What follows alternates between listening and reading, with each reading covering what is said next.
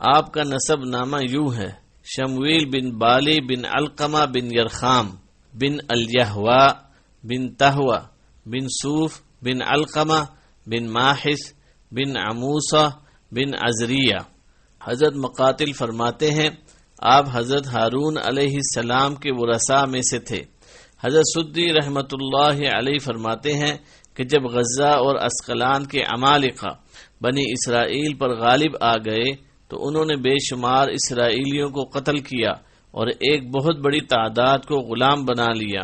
لاوی کے خاندان سے نبوت کا سلسلہ ختم ہو گیا اور اس کی اولاد میں صرف ایک حاملہ خاتون باقی رہ گئی۔ اس نے اللہ سے دعا کی کہ وہ اسے بیٹا عطا فرمائے۔ اللہ تعالیٰ نے اسے بیٹا عطا کیا تو اس نے بیٹے کا نام شمعون یعنی شمویل رکھا۔ عبرانی زبان میں اس کا معنی ہے اسماعیل، یعنی اللہ نے میری دعا سن لی۔ جب یہ بچہ کچھ بڑا ہوا تو اس نے بچے کو مسجد بھیجا اور اسے ایک نیک بزرگ کے حوالے کر دیا تاکہ وہ عبادت اور بھلائی کی باتیں سیکھے۔ بچہ جوان ہونے تک اسی بزرگ کے پاس رہا۔ ایک رات وہ سویا ہوا تھا کہ مسجد کے کونے سے ایک آواز آئی تو وہ گھبرا کر اٹھ بیٹھا اور اسے ایسا لگا جیسے اس کے استاد محترم نے بلایا ہے۔ اس نے استاد محترم سے پوچھا کہ آپ نے مجھے بلایا ہے؟ استاد نے شاگرد کو پریشان دیکھا تو کہا ہاں سو جاؤ، تو وہ سو گیا۔ پھر اسے دوبارہ سہبارہ آواز آئی تو کیا دیکھتا ہے کہ جبریل علیہ السلام اسے بلا رہے ہیں۔ وہ اس کے پاس آئے اور کہا اللہ تعالیٰ نے آپ کو آپ کی قوم کی طرف مبعوث فرمایا ہے، لہذا آپ قوم کی طرف گئے۔ اور پھر وہ واقعہ پیش آیا جسے اللہ تعالیٰ نے قرآن مجید میں بیان کیا ہے۔ ارشاد باری تعالیٰ ہے۔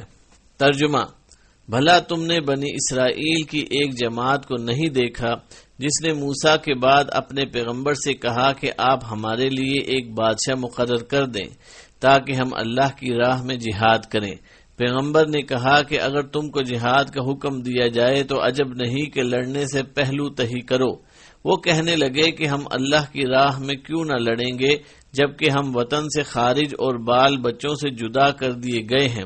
لیکن جب ان کو جہاد کا حکم دیا گیا تو چند اشخاص کے سوا سب پھر گئے، اور اللہ ظالموں سے خوب واقف ہے۔ اور پیغمبر نے ان سے یہ بھی کہا کہ اللہ نے تم پر طالوت کو بادشاہ مقرر کیا ہے۔ وہ بولے کہ اسے ہم پر بادشاہی کا حق کیوں کر ہو سکتا ہے؟ بادشاہی کے مستحق تو ہم ہیں اور اس کے پاس تو زیادہ دولت بھی نہیں۔ پیغمبر نے کہا کہ اللہ نے اسی کو تم پر فضیلت دی ہے اور بادشاہی کے لیے منتخب فرمایا ہے۔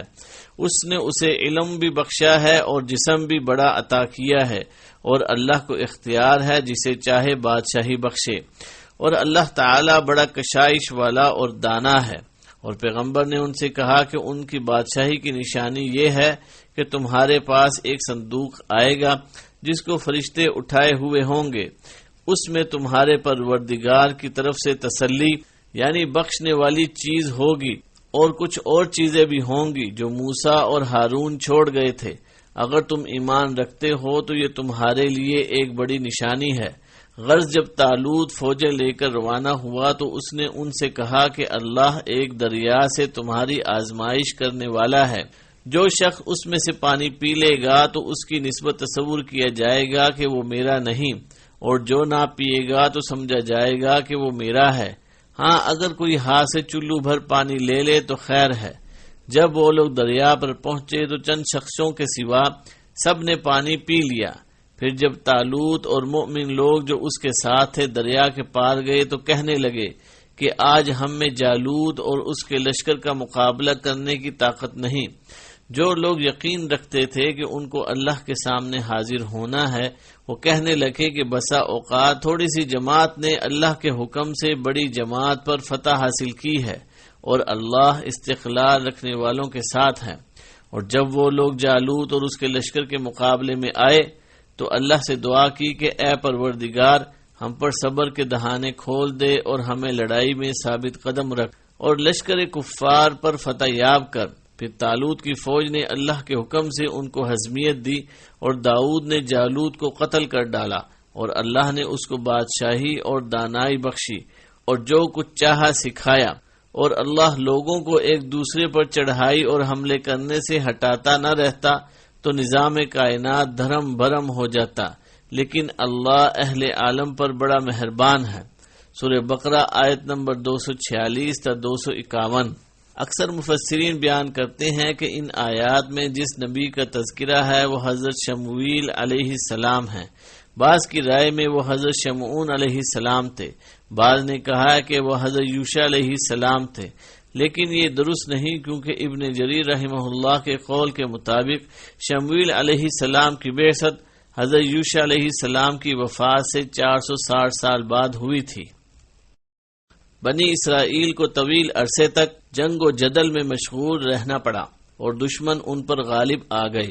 تب انہوں نے اپنے زمانے کے نبی سے درخواست کی کہ ان کے لیے ایک بادشاہ مقرر کیا جائے تاکہ وہ اس کی قیادت میں متحد ہو کر جنگ کر سکے، لیکن شمویل علیہ السلام ان کی کمزوریوں سے واقف تھے، اسی لیے فرمایا ممکن ہے جہاد فرض ہو جانے کے بعد تم جہاد نہ کرو۔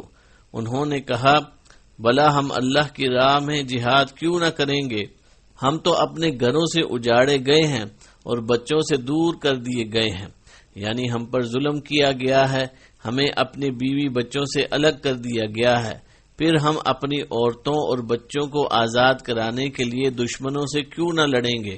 ارشاد باری تعالی ہے پھر جب ان پر جہاد فرض ہوا تو سوائے تھوڑے سے لوگوں کے سب پھر گئے، اور اللہ تعالی ظالموں کو خوب جانتا ہے۔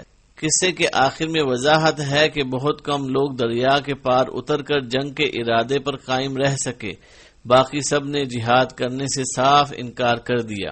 انہیں ان کے نبی نے فرمایا اللہ تعالیٰ نے طالوت کو تمہارا بادشاہ بنایا ہے۔